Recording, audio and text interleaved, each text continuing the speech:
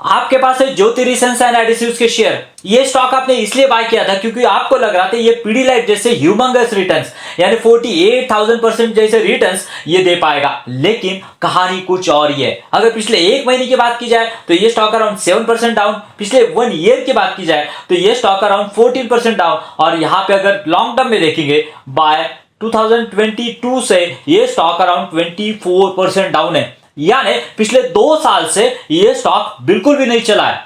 सो दोस्तों, आज की वीडियो में जानेंगे कि आखिर क्यों स्टॉक जो है ज्योति रिसेंस का स्टॉक जो है वो भाग नहीं रहा है, आखिर क्या हमें इसमें करना चाहिए, आखिर ये स्टॉक कब तक भागेगा, आखिर क्या मैनेजमेंट का कहना है, इन सभी के बारे में चर्चा करेंगे। लेकिन जैसे कि हम हमेशा कहते हैं, लर्निंग है तो अर्निंग है। चलिए कुछ नया सीखते हैं। दोस्तों, कोई भी स्टॉक अगर भाग नहीं रहा है ना, उसके पीछे 3 वजह होती है। एक तो वैल्यूएशंस, दूसरा है सेंटिमेंट और तीसरा है फंडामेंटल्स। सो दोस्तों, इसके पीछे ये तीसरा रीजन है उसके फंडामेंटल्स। जी हाँ दोस्तों, ये स्टॉक जो है पिछले कुछ सालों से परफॉर्म नहीं कर पा रहा है। आखिर क्यों कर नहीं पा रहा है और उसके बाद में ये कब तक कर पाएगा, इन सभी के बारे में चर्चा करेंगे। इससे पहले हमें यहाँ पे कंपनी का क्वार्टर ऑन क्वार्टर बेसिस का रिजल्ट देखना होगा। यहाँ पे देखिए दोस्तों, जो कि यहाँ पे ज्योति रिसेंस का रिजल्ट आपके सामने, जो कि लास्ट ईयर बाय सितंबर 2023 में 63 करोड़ का यहाँ पे कंपनी ने रेवेन्यू बनाया था। जस्ट ओनली 4% का अपसाइड यानी 65 करोड़ का रेवेन्यू इस साल बनाया, यानी 4% की ग्रोथ, यानी सिंगल डिजिट में अगर कोई ग्रोथ कंपनी लेके आती है वो अच्छा नहीं माना पाएगा, और बाजार भी जो है उसको वेलकम नहीं करेगा, उसको पीटेगा ही। सो ये तो पहली बात, सेल्स में कुछ भी ग्रोथ नहीं है। दूसरी बात दोस्तों, यहाँ पे देखिए, यहाँ पे कंपनी के नेट प्रॉफिट की बात की जाए ना तो 16 करोड़ जो कि लास्ट ईयर नेट प्रॉफिट था ना, उतना ही बचा है 16 करोड़, यानी ग्रोथ तो 4% हुई है, नेट प्रॉफिट जस्ट ओनली 1% बढ़ा है। यानी 1 साल से आप यहाँ पे कंटिन्यूसली यहाँ पे वर्किंग कर रहे हो और आपके पास नेट प्रॉफिट जस्ट ओनली 1% लेके आता हो, तो आप क्या एक्सपेक्ट कर सकते हैं? क्या आपको 10-20% के रिटर्न मिल जाए within 1 year? This is not possible. So दोस्तों, ये सभी के पीछे क्या है इसके पीछे के रीजन कि कंपनी अपना सेल्स ग्रो नहीं कर पा रही है, कंपनी अपना नेट प्रॉफिट नहीं ग्रो कर पा रही है, इन सभी के बारे में हम आगे डिस्कस करेंगे। सो दोस्तों, बहुत ही इंपॉर्टेंट डिस्कशन होने वाला है। अगर आपने चैनल को सब्सक्राइब नहीं किया ना, सब्सक्राइब कीजिए, क्योंकि ज्योति रिसेंस को मैं कंटिन्यूअसली यहाँ पे ट्रैक करता रहता हूँ क्वार्टर ऑन क्वार्टर बेसिस पे। तो चलिए देखते हैं क्या है कहना मैनेजमेंट का। दोस्तों, जैसे कि हमने देखा कि कंपनी का सेल्स नहीं बढ़ रहा है, तो कंपनी ने स्ट्रैटेजी क्या की थी, लास्ट कॉन कॉल में उन्होंने बताया था कि हम क्या करेंगे, वॉल्यूम के गेम खेलेंगे। भले हमारा मार्जिन जो है वो कॉम्प्रेस करेंगे, उसके बाद में वॉल्यूम के गेम खेलेंगे। और यही पे यहाँ पे क्वेश्चन आया है कि उन्होंने जो प्लान किया था ना, वॉल्यूम के गेम खेलेंगे, लेकिन वो भी क्यों नहीं एग्जीक्यूट हुआ, उसके बाद में भी वॉल्यूम में या फिर सेल्स में ग्रोथ क्यों नहीं हुआ।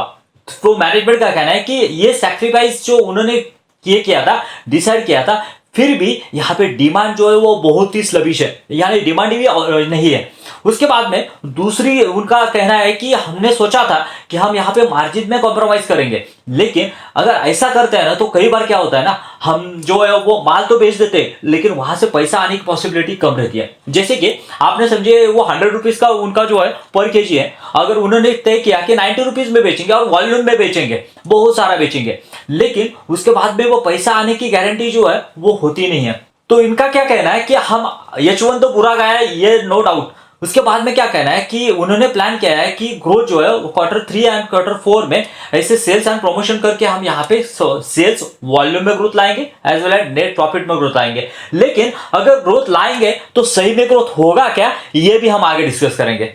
जैसे कि हमने देखा कंपनी का जो सेल्स है बिल्कुल ही फ्लैट है, उसके साथ नेट प्रॉफिट जो है वो भी बिल्कुल ही फ्लैट है। और उसके पीछे के रीजन क्या है, क्या मार्केट में ही प्रॉब्लम है या कंपनी में ही प्रॉब्लम है? नहीं, सभी के बारे में अगर देखना है तो कंपनी का यहाँ पे कहना क्या है, देखिए तो कंपनी का कहना है कि ये जो है due to the festive season and the rainy weather, उसके वजह से हमारा जो है Q2 में यहाँ पे अच्छा परफॉर्मेंस नहीं रहा है। फिर भी कंपनी कहती है कि अराउंड 15 to 20% के वॉल्यूम ग्रोथ के साथ में खेलेंगे। वॉल्यूम ग्रोथ, ये बात रखिए, इसके बारे में हम आगे बात करेंगे। वॉल्यूम ग्रोथ और यहाँ पे sales growth and as well as net profit कैसे इंपैक्ट होने वाला है despite the challenge of H1 में उनको प्रॉब्लम आया है। ओके, परफॉर्मेंस ऑफ द, ये अभी क्या करने वाले, strategic promotional offers and the increase the marketing activity, यानी इनके जो प्रोडक्ट है ना उनकी प्रमोशन करने वाले, कहां पे करने वाले, इसके बारे में हम आगे डिस्कस करेंगे। और मार्केटिंग स्ट्रैटेजी है वो भी कैसे इंप्लीमेंट करने वाले, इसके बारे में बात करेंगे। सोचते देखिए, मैनेजमेंट का कहना है कि हम यहाँ पे H2 में वॉल्यूम ग्रोथ लेके आने वाले, कितना 15 to 20% की। लेकिन यहाँ पे जब पूछा गया कि वॉल्यूम ग्रोथ तो ठीक है, लेकिन यहाँ पे प्राइस रियलाइजेशन या फिर प्राइस बढ़ने की पॉसिबिलिटीज है क्या, तो यहाँ पे कंपनी का कहना है no price hike will be expected in the H2।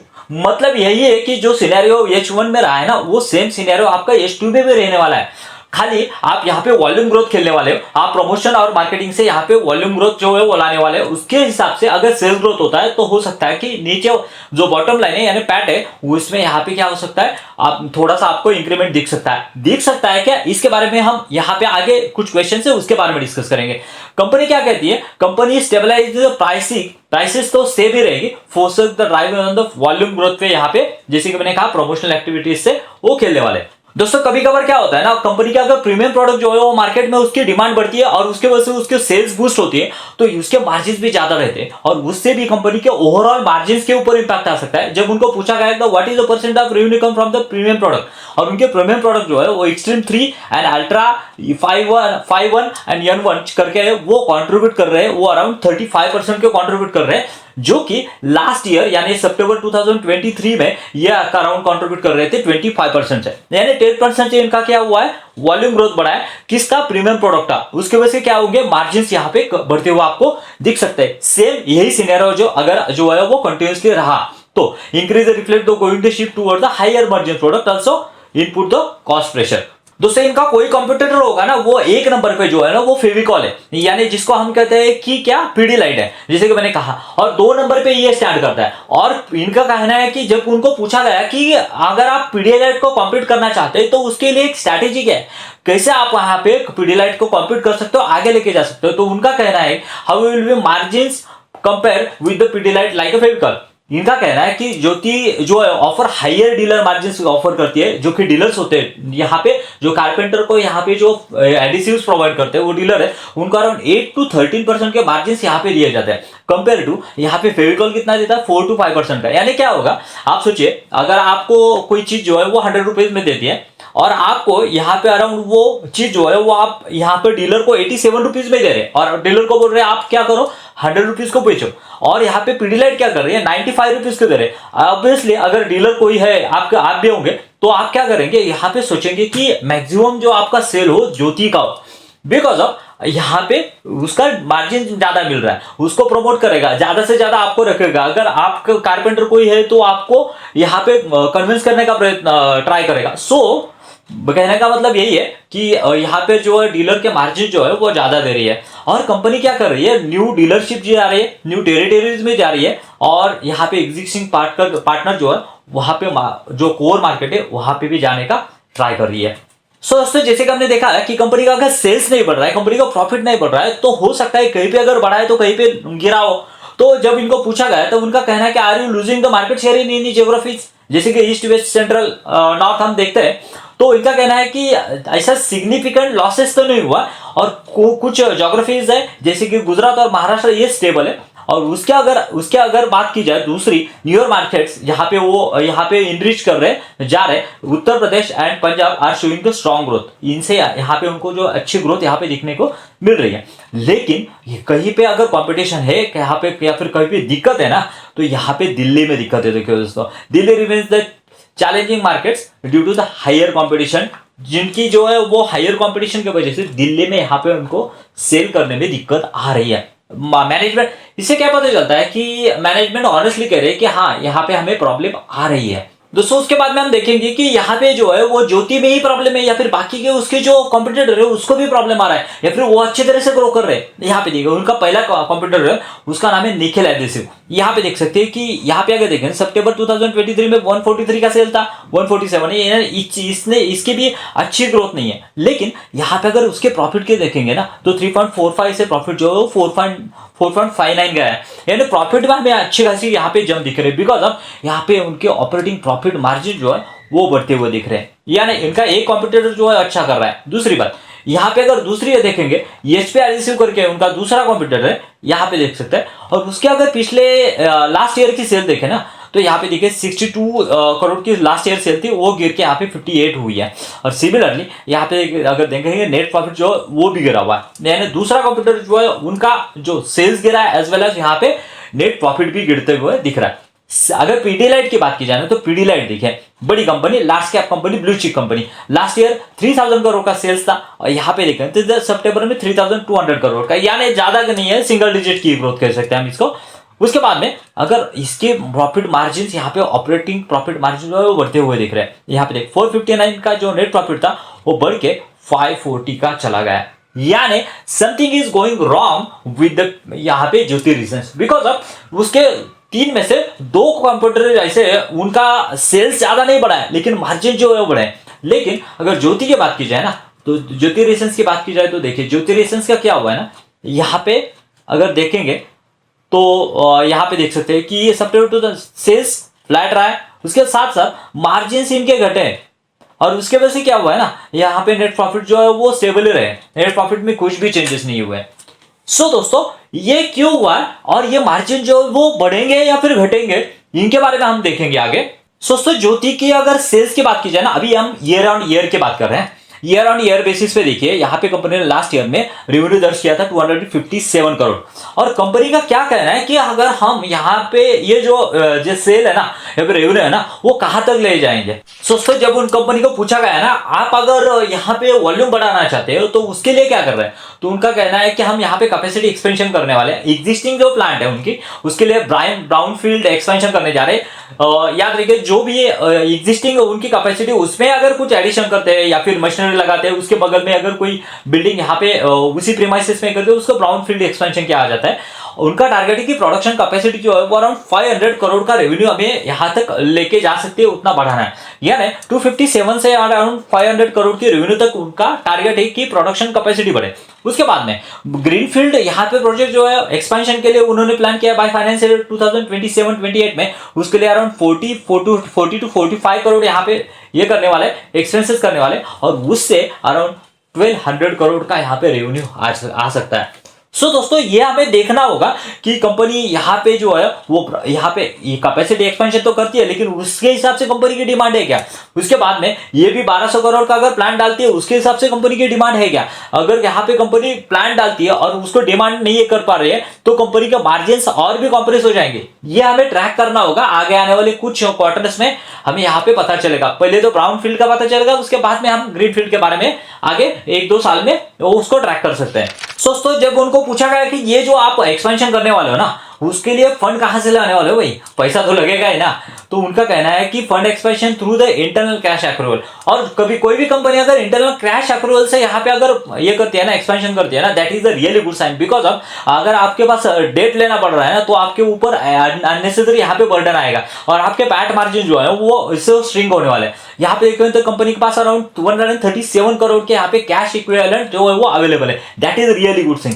अगर ये करे तो सही में है क्या वो देखना जरूरी है, वरना मैनेजमेंट कुछ भी रहेगा हम थोड़ी ना यहाँ पे ट्रस्ट करने वाले। तो यहाँ पे देखिए दोस्तों बैलेंस शीट में आते हैं ना तो यहाँ पे हम देख सकते हैं कि अदर एसेट में अगर यहाँ से नीचे आते हैं तो यहाँ पे हमें अराउंड 134 करोड़ के यहाँ पे कैश इक्विवेलेंट हमें दिख रहे हैं, यानी कंपनी जो कह रही है that is okay.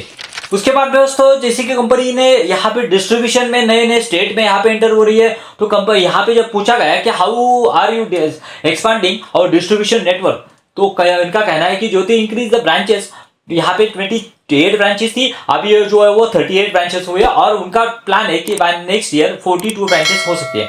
Sales and marketing team जो है वो अराउंड 250 to 400 के बीच में लास्ट ईयर थी, फर्दर एक्सपेंशन उन्होंने ऑलरेडी प्लान करके रखा हुआ है। सो दोस्तों अब आती है बहुत ही इंपॉर्टेंट चीज की कंपनी अभी यहां से कहां तक ग्रोथ दिखा सकती है और कब दिखा सकती है।